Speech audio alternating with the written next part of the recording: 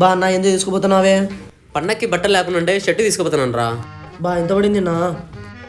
500 పడిందిరా. ఆ రోడ్డు పక్కన బండి మీద 100 రూపాయలకి తెచ్చుకుంటా అన్నా, నువ్వు మళ్ళీ నాకు చెప్తా ఉన్నా ఇందాలని. నన్నే అంత మాట అంటావా? నీ సంగతి చెప్తా ఉండు, నేను నవ్వు అనుగుతుంది.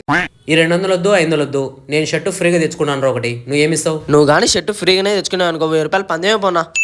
పక్కన షర్టు ఫ్రీగా తెచ్చుకుంటాను, పక్క ఇవ్వాల్సింది నువ్వు 1000 రూపాయలు. ఇస్తా. మాట తప్పావు కదా? మాట తప్పే వంశమే కాదన్నా మాది.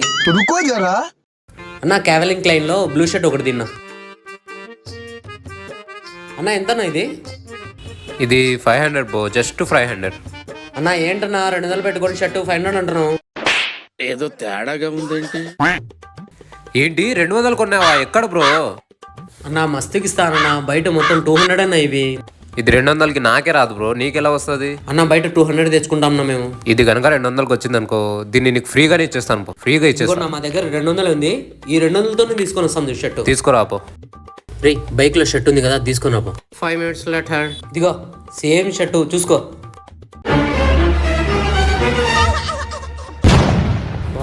అడగకూడదు ఏంటన్నా మర్చిపోయావా? తీ డబ్బులు అది 1000 రూపాయలు పందేమే పోనా. ఫ్రీగా ఇచ్చేస్తా. ఇది వ్యాపారం.